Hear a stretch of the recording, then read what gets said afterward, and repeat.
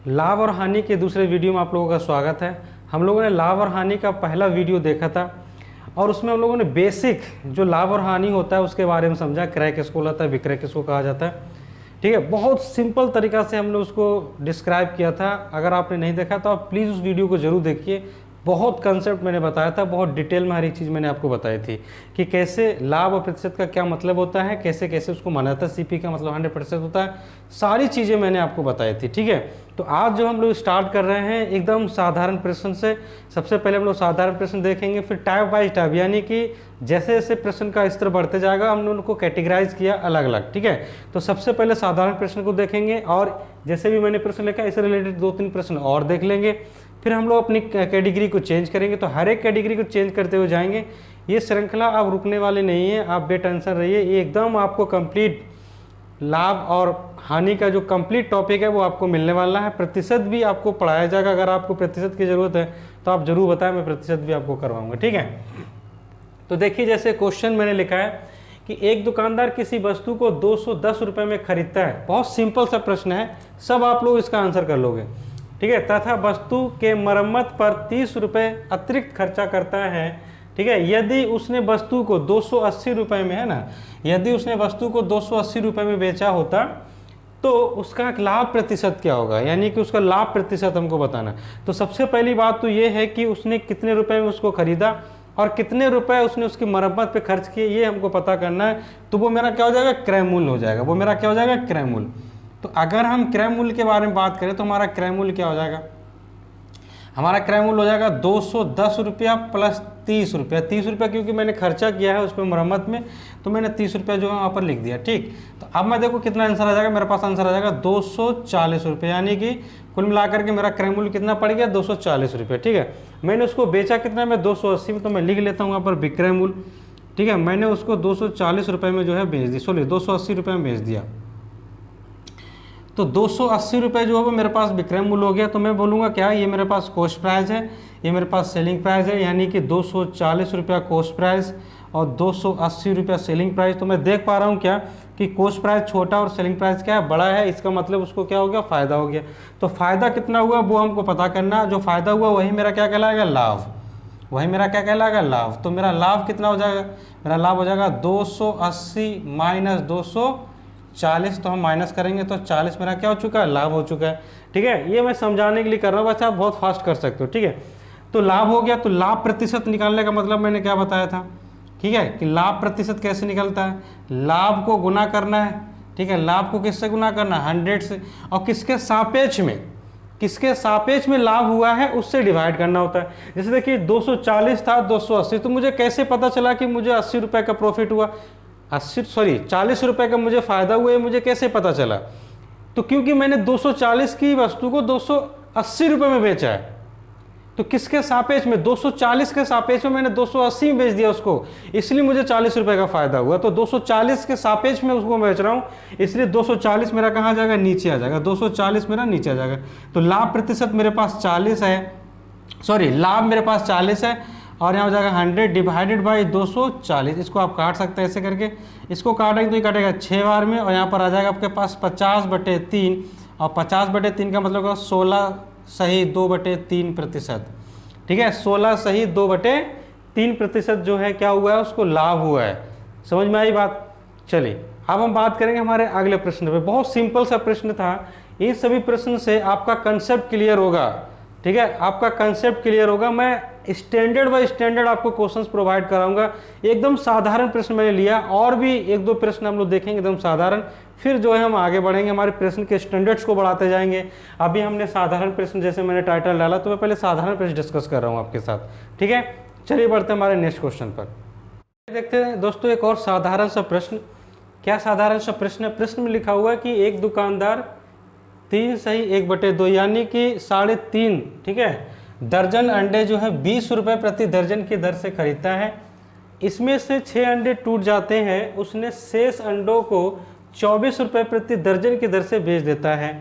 तो उसका लाभ या फिर हानि प्रतिशत बताना है। ठीक है, तो ये जो साधारण प्रश्न मैंने लिए हैं, ये एक्चुअली इस प्रकार के क्वेश्चंस आपके एग्जाम्स में आ जाते हैं, इसलिए मैं इन टाइप के क्वेश्चंस को ले रहा हूँ। ये भी सभी साधारण प्रश्न है, ये सभी के सभी। ठीक है, तो कैसे इनको करना है वो समझना है। देखिए 3.5 दर्जन जो है वो अंडे इन्होंने खरीदे हैं 20 रुपये प्रति दर्जन की दर से। तो आइए हम लोग क्या करते हैं, इसको सॉल्व कर लेते हैं। क्या कर लेते हैं, इसको सॉल्व कर लेते हैं। तो 3.5 जो है इसको कैसे सॉल्व किया जाए, तो हम लोग जानते हैं कि 3.5 को क्या लिख सकते हैं हम लोग, 3 दूनी 6 7/2, ठीक है। तो 7.5 यानी कि 7/2 क्या हो जाएगा, दर्जन, ठीक है, ये मेरे पास हो जाएगा। जबकि मैं जा रहा हूं, मैंने 1 दर्जन है ना, मैंने 1 दर्जन कितना में खरीदा है, मैंने 1 दर्जन खरीदा है 20 रुपये में, ठीक है।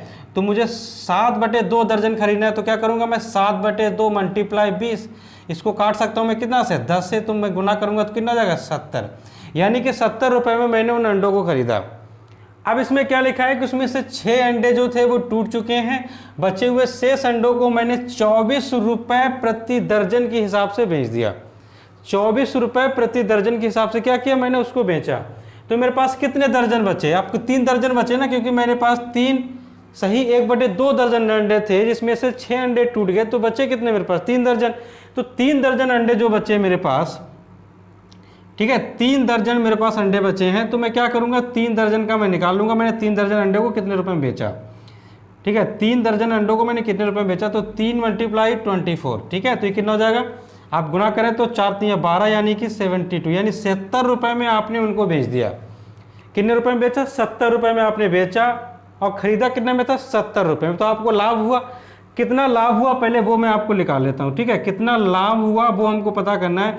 तो लाभ हो जाएगा 72 - 70, यानी कि 2, ठीक है। 2 रुपये का क्या हो गया आपको लाभ, 2 रुपये का क्या हो चुका आपको लाभ, 2 रुपये का आपको लाभ हुआ, ठीक। अब हमको निकालना है लाभ प्रतिशत। तो लाभ प्रतिशत कैसे निकालेंगे, ठीक है, लाभ प्रतिशत। तो लाभ प्रतिशत का मतलब मैंने बताया कि लाभ गुने 100 डिवाइडेड बाई के सापेक्ष। तो के सापेक्ष का मतलब क्या होगा यहाँ पर कि 70 रुपये में मैंने खरीदा था, 72 रुपये में मैंने खरीदा, सॉरी बेचा। तो 70 के सापेक्ष में मैंने 72 में उनको बेच दिया, यानी कि 2 रुपये का मुझे फायदा हुआ। तो 70 से मुझे क्या करना है, उसको डिवाइड करना है, ठीक है। 70 से मुझे क्या करना है, डिवाइड। तो मेरे पास क्या हो जाएगा, लाभ, लाभ आया मेरे पास 2, और ये हो गया 100, यहाँ हो जाएगा आपके पास 70। तो इसको आप 0 से 0 कट कर सकते हैं। तो इसको आप मल्टीप्लाई करेंगे तो कितना हो जाएगा, इसको गुना करेंगे तो हो जाएगा आपके पास 20 डिवाइडेड बटे 7, ठीक है। तो यहाँ से आप भागा देंगे तो आपके पास क्या आंसर आ जाएगा, 7 दूनी 14, और यहाँ हो जाएगा 6 डिवाइडेड बाई 2, ठीक है। इतना प्रतिशत का क्या हो गया, उसको लाभ हो गया दोस्तों, ठीक है। इतना प्रतिशत का क्या हुआ, उसको लाभ। तो आई होप समझ में आया होगा। ये बहुत साधारण प्रश्न है, बहुत ही ज़्यादा साधारण प्रश्न है, ठीक है। इन प्रश्न को करना बहुत इजी हो जाता है, लेकिन जब हम लोग करेंगे, जब हमारा एलिगेशन मेथड्स लगेंगे, बहुत सारे ऐसे मेथड्स आएंगे जहाँ पर हम आपको बहुत सटीक एकदम बेसिक कंसेप्ट के साथ आपको क्वेश्चंस को करवाएंगे। तो प्लीज़ वीडियो अगर आपको समझ आए तो वीडियो को लाइक शेयर कमेंट जरूर करो, और वीडियो को मेरे साथ बने रहो, ठीक है। चलिए बढ़ते हैं हमारे अगले क्वेश्चन पे। दोस्तों देखते हैं हमारा तीसरा क्वेश्चन। ये भी बहुत साधारण क्वेश्चन है। इस टाइप के क्वेश्चन आपके एग्जाम में पूछे जाते हैं। तो अभी हम कर रहे हैं साधारण टाइप के क्वेश्चंस, फिर हम लोग अपना स्टैंडर्ड को बढ़ाएंगे। तो जैसे जैसे स्टैंडर्ड बढ़ाते जाएंगे, उसका ग्राफ यानी कि उसका हम लोग क्या करेंगे, एक हेडिंग बनाते हुए जाएंगे, ठीक है। अभी हम लोग साधारण प्रश्न कर रहे हैं, तो थोड़ा सा अलग टाइप के प्रश्न करेंगे। जैसे जैसे आप प्रश्न करेंगे वैसे वैसा हेडिंग करते हुए जाएंगे। तो आप हेडिंग वाइज नोट्स के साथ हर एक चीज़ को क्लियर करते हुए जाएं साथ में, ठीक है। चलिए तो देखिए क्या लिखा हुआ है। एक दुकानदार 1 दर्जन पेन 3 रुपये प्रति पेन की दर से खरीदता है, ठीक है। वह 6 पेन को 2 रुपये 50 पैसे पर पेन तथा शेष को 5 रुपये पर पेन की दर से क्या करता है, बेच देता है। तो उस दुकानदार को ओवरऑल क्या हुआ, लाभ हुआ या हानि हुआ, ये हमको पता करना है, ठीक है। तो आइए सबसे पहले क्या करते हैं, हम लोग इसका क्रय मूल्य निकाल लेते हैं 1 दर्जन पेन का। तो 1 दर्जन पेन में हमारे पास 12 पेन होते हैं। तो 12 को किससे गुना करना है, आपको 12 को 3 से गुना करना है। तो 12 × 3 = 36, यानी कि टोटल जो खर्चा है वो 36 रुपये आ चुका है, ठीक है। क्रय मूल्य जो है वो 36 रुपये निकल के आ चुका है, ठीक है। अगर हम बात करें विक्रय मूल्य की, तो देखो उन्होंने क्या लिखा है कि 6 पेन को कितना बेचा गया है, 2.5 रुपये 6 पेन को। तो 6 पेन का क्रय मूल्य कितना हो जाएगा, उस पर बात, सॉरी 6 पेन का विक्रय मूल्य कितना हो जाएगा। तो 6 को गुना करना है 2.5 से, ठीक है। 6 को गुना करना है 2.5 से, प्लस बचे हुए 6 पेन को 5 रुपये प्रति पेन की दर से बेचा जा रहा है, ठीक है। तो देखिए क्या आंसर आएगा, ये हो जाएगा आपके पास, गुना करोगे तो 25 को गुना करो 6 से 150 आता है, यानी कि हो जाएगा 15.0 और यहाँ से आ जाएगा 30। तो मिला दो तो कितना हो जाएगा 45, कितना हो जाएगा 45, यानी कि 45 रुपये में उनको बेचा जा रहा है। तो यहाँ से अगर हम विक्रय मूल्य के बारे में बात करें ठीक है। अगर हम यहाँ से विक्रय मूल्य के बारे में बात करें तो विक्रय मूल्य जो है वो 45 रुपये निकल के आया। ठीक है, तो आइए मैं बात करता हूँ। देखिए यहाँ पर जाहिर सी बात है क्रय मूल्य कम है, विक्रय मूल्य ज़्यादा है, तो मैं क्या करूँगा, मैं लिखूँगा कॉस्ट प्राइस और यहाँ लिखूँगा सेलिंग प्राइस। तो कॉस्ट प्राइस मेरे पास 36 है, जबकि सेलिंग प्राइस मेरे पास 45 है। ठीक है, तो मेरे पास कितना का फ़ायदा हो गया, देखिए आप यहाँ से 4 और वहाँ से 5, 9 रुपये का फ़ायदा हुआ। कितने रुपए का फ़ायदा हुआ, 9 रुपये का फ़ायदा हुआ। ठीक है, तो मुझे निकालना क्या, मुझे निकालना है लाभ प्रतिशत। क्या निकालना मुझे, लाभ प्रतिशत। तो कैसे निकलेगा लाभ प्रतिशत, लाभ मल्टीप्लाई 100। ठीक है, लाभ प्रतिशत कैसे निकलता है, लाभ को लिखना है फिर 100 को लिखना है, यानी कि लाभ को 100 से गुना करना है दोस्तों। ठीक है, किससे गुना करना है, लाभ को 100 से गुना करना है। समझ में आ रही मेरी बात, मैं आपको फिर से समझा देता हूँ। एक पेन का दाम 3 रुपये है, जबकि एक दर्जन में 12 पेन होते हैं, तो 12 को 3 से गुना किया तो 36 रुपये आए, यानी कि टोटल मेरा खर्चा हो गया 36 रुपये। मैंने कहा कि 6 पेन को मैंने 2 रुपये 50 पैसे की दर से बेचा, और जबकि बचे हुए पेन तो 6 पेन को मैंने बेचा, तो शेष कितने बचे, 6, क्योंकि एक दर्जन में 12 होते हैं। तो 6 पेन को मैंने अगर 2 रुपये 50 पैसे की दर से बेचा, तो मैंने 6 पेन को कितने बेचा, 15 रुपये में। बाकी बचे हुए जो 6 पेन है उसको मैं 5 रुपये प्रति पेन की दर से बेच रहा हूँ। तो 5 रुपये प्रति पेन की दर से मतलब क्या होगा, 5 को 6 से गुना करना है, तो 56 30 को जोड़ दे तो 45। ठीक है, यानी कि 45 रुपये मेरा क्या हो गया, टोटल विक्रय मूल्य आ गया मेरे पास। टोटल विक्रय मूल्य कितना आ गया, 45, जबकि क्रय मूल्य मेरा कितना हो गया, तो 36। तो मैंने देखा कि क्रय मूल्य छोटा है जबकि विक्रय मूल्य बड़ा है, तो इसका मतलब मुझे फायदा हो गया, मतलब लाभ हो गया। तो मुझे लाभ कितना हो गया, 9 रुपये का। तो मुझे लाभ प्रतिशत निकालना है, तो लाभ गुने 100 डिवाइडेड बाई के सापेक्ष में, यानी कि 36 रुपये में मैं उनको खरीद रहा था, 45 रुपये में मैंने बेचा। तो मुझे कब पता चला कि मुझे 9 रुपये का फायदा हो चुका है, मुझे तब पता चला जब मैंने 36 रुपये लगाए थे और मैंने 45-40 रुपये में उसको बेचा। मुझे कितने पैसे ज़्यादा मिले, मुझे 9 रुपये ज़्यादा मिले। किसके सापेक्ष में, 36 के सापेक्ष में, यानी कि 36 रुपये के सापेक्ष में मुझे 9 रुपये ज़्यादा मिले। इसलिए मैं बोलूँगा कि 36 रुपये में मुझे 9 रुपये का फायदा हुआ। ठीक है, तो 36 कहाँ जाएगा, डिवाइड में। 36 कहाँ जाएगा दोस्तों, डिवाइड में। तो आंसर हो जाएगा लाभ। लाभ मेरे पास कितना है, 9, और ये हो गया 100। यहाँ आप लिखेंगे 36, इसको काटेंगे तो अभी 4 बार में कटेगा, और 4 से काटेंगे तो आ जाएगा 25%। कितना आ जाएगा, 25%। तो कहने का मतलब क्या हुआ कि उस व्यक्ति को 25% का क्या हो चुका है, फायदा हो चुका है। उस व्यक्ति को 25 रुपये का क्या हो चुका है, फायदा हो चुका है। आई होप आपको समझ में आया होगा ये। ठीक है, कि कैसे हम किसी क्वेश्चन को डील करते हैं, बहुत सिंपल है, बहुत आसान है। चलिए आइए हम कुछ थोड़े अनुपात वाले प्रश्नों को करते हैं, कुछ अनुपात वाले क्वेश्चंस को देख लेते हैं, थोड़ा सा पैटर्न को चेंज करते हैं, टाइप को चेंज करते हैं। दोस्तों बात करते हैं हमारे नए क्वेश्चन का पैटर्न, यानी कि देखिए ये भी साधारण ही क्वेश्चन है, लेकिन थोड़ा सा पैटर्न चेंज किया। अभी मैंने जो क्वेश्चन करवा रहा था उससे थोड़ा सा पैटर्न मैंने चेंज किया, लेकिन बहुत साधारण सा क्वेश्चन है। क्वेश्चन में क्या लिखा हुआ, क्वेश्चन में लिखा हुआ कि एक दुकानदार 15% की हानि पर किसी वस्तु को 2550 रुपये में बेचता है, तो उसका क्रय मूल्य क्या रहा होगा, मतलब उसने कितने रुपए में उसको खरीदा होगा, ये आपसे पूछा जा रहा है। फिर पूछ रहा है अगर वो 15% लाभ पर बेचता तो उसका विक्रय मूल्य क्या होता। अब यहाँ पर थोड़ा मजा आएगा क्वेश्चन बनाने में, थोड़ा सा मेरा कंसेप्ट और ज़्यादा मजबूत होगा आप लोगों का। देखो कैसे समझना कैसे है। मैंने आपको बताया था कि कॉस्ट प्राइस किसके बराबर होता है, 100% के बराबर होता है। ठीक है, मैंने फर्स्ट वीडियो में आपको बताया था कि कॉस्ट प्राइस आपका जो है वो 100% के बराबर होता है। किसके बराबर होता है, 100% के बराबर होता है। और उसी में अगर लाभ प्रतिशत हो रहा है, यानी आपको लाभ हो रहा है तो 100 के ऊपर प्रतिशत को ऐड किया जाता है, और अगर आपको हानि हो रहा है तो उसको नीचे ऐड किया जाता है। ये मैंने आपको बताया था, आई होप आपको क्लियर होगा। मैंने कहा था कि अगर लाभ हो रहा है तो आपको 100% से नीचे जाना है, और अगर आपको प्रॉफिट हो रहा है तो 100% से ऊपर जाना है। क्यों, क्योंकि मैंने कहा था कि कॉस्ट प्राइस को हमेशा क्या कंसिडर किया जाता है, 100%। मैंने कहा था कि कॉस्ट प्राइस जो है वो हमेशा 100% कंसिडर किया जाता है। कितना कंसिडर किया जाता है, 100%। जबकि इन्होंने क्या बोला है कि उसको 15% का क्या हो गया, हानि हो गया। 15% का क्या हो गया, हानि हो गया। अगर उसको 15% का हानि हो गया तो कितने में उसने बेचा होगा, उसको उसने बेचा होगा 85% में, क्योंकि 15% का तो उसको हानि हो गया ना। तो कितने में बेचा होगा, 85% में। कितना में बेचा होगा, 85% में। ठीक है, तो आप समझिए मेरी बात को, उसने 85% में बेच दिया। ठीक है, और जब उसने 85% में बेचा तो उसको कितने रुपए में बेचा, उसको बेचा उन्होंने 2550 रुपए में। कितने में बेचा है, 2550 रुपये में उसने उनको बेच दिया।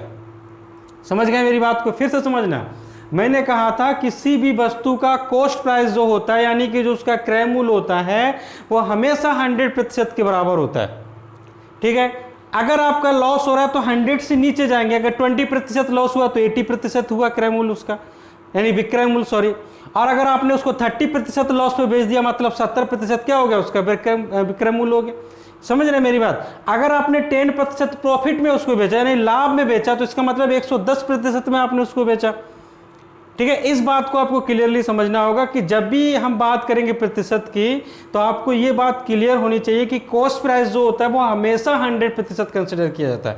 तो अगर हमको लाभ कमाना है तो 100 से ऊपर जाएंगे, और हमको लॉस हो रहा है तो 100 से नीचे जाएंगे। तो यहां पर क्या है क्वेश्चन में कि 15% की हानि हो रही है, इसका मतलब क्या हुआ कि उसने 15% कम में बेचा। 100% में लिया, 15% कम में बेचा, मतलब 85% में उसको बेचा। तो 85% आपका ये हो गया, और ये जो 85% है वो आपका 2550 के क्या है, बराबर है गाइस। ठीक है, आइए इसको सॉल्व करते हैं। तो देखिए 1% अगर निकाला जाएगा, 1% की वैल्यू कितनी होगी, तो आपका करेंगे 2550 डिवाइडेड बटे 85 कर दीजिए आप। ठीक है, आप 5 से इसको काट सकते हैं, 5 से काटेंगे तो कै बार में कटेगा, ये 17 बार में कटेगा, क्योंकि 17 पंजे 85 होता है, और इसको 5 से काटो तो कटेगा 5 बार में ऐसे करके। ठीक है, तो देखिए कितना बचेगा आपके पास, तो 1% की वैल्यू कितनी आ जाएगी, 1% की वैल्यू आपके पास आ जाएगी। ठीक है, 5 से काटा आपने, ये 25 काटा 5 बार में, ये यहाँ से कटेगा 1 बार में, कटेगा आपके पास 0 बार में, यानी कि 510 डिवाइडेड बाई 17 ऐसे करके। ठीक है, और अगर आप इसको काटना चाहें तो आंसर क्या आ जाएगा, 30। क्या आंसर आ जाएगा, 30। इसका मतलब क्या होगा कि 1% का जो वैल्यू है वो तो 30 है। 1% की वैल्यू कितनी है, 30। तो 1% की वैल्यू अगर 30 है, जबकि मेरा कॉस्ट प्राइस किसके बराबर था, मेरा कॉस्ट प्राइस 100% है ना, मेरा कॉस्ट प्राइस क्या 100% है। तो 100% की अगर मैं वैल्यू निकालूंगा तो 100% की वैल्यू का मतलब क्या होगा कि 100 को गुना करना किससे, 30 से। तो आंसर क्या हो जाएगा मेरे पास, 3000। क्या हो जाएगा मेरे पास, 3000। इसका मतलब क्या हो गया कि उस ऑब्जेक्ट को 3000 रुपये में मैंने क्या किया, खरीदा था। समझ में आई मेरी बात? अब देखिए दूसरे क्वेश्चन में क्या लिखा है कि 15% है ना, 15% लाभ पर उसको बेचा जा रहा है, यानी कि उसका विक्रय मूल्य जो है आपको पता करना 15% लाभ पर क्या होगा। तो सोचिए 100% तो उसका कॉस्ट प्राइस था, तो अगर मुझे 15% लाभ कमाना है तो मैं क्या करूंगा, 15% को जोड़ूंगा। तो 15% को जब मैं जोड़ूंगा तो कितना हो जाएगा, 115।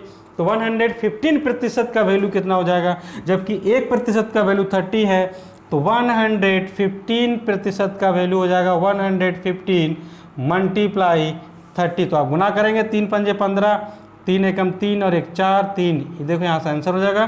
तो 3450 रुपये में उसको बेचा जाएगा, अगर उस पर 15% का लाभ कमाया जाता है तो। समझ गए आप? अगर उस पर 15% का लाभ कमाया जाता है तो उसको 3450 रुपये में क्या होगा, उसको बेचना पड़ेगा गाइस। ठीक है, आई होप आपको समझ में आया होगा, बहुत आसानी से, बहुत सिंपल तरीका से। चलिए हम बात करेंगे हमारे अगले क्वेश्चन, अगले वीडियो में हम मिलेंगे। ठीक है, यहीं से हम आगे जो है मूव करेंगे। ठीक है, यहीं से आगे मूव करेंगे। और मैं आपको एक जानकारी और दे दूं, मैं आप लोगों को साइंस के वीडियो भी प्रोवाइड कराऊंगा। साइंस कहने का मतलब क्या हुआ, बायोलॉजी के जितने भी आपके वीडियो, जितना भी आपका टॉपिक है, हर एक टॉपिक में आपको जो है शेयर करने वाला हूँ आपके साथ। क्वेश्चंस की प्रैक्टिस भी मैं आप लोगों को करवाऊंगा। ठीक है, तो पहले वीडियो क्या करेंगे हम, पहले बायोलॉजी के जितने भी हमारे टॉपिक्स हैं, हर एक टॉपिक को मैं क्लियर करते जाऊंगा, कंसेप्ट के साथ आपको समझाता हुआ जाऊंगा। फिर उससे रिलेटेड जितने भी क्वेश्चंस बनते हैं, फिर हम लोग क्वेश्चंस को प्रैक्टिस भी करेंगे। ठीक है, इसलिए डोंट वरी, टेंशन ना लें, आपको फुल एंड फाइनल मैथ और साइंस सटाने वाला हूँ मैं। ठीक है, चलिए मिलते हैं हमारे अगले वीडियो में, तब तक के लिए बाय।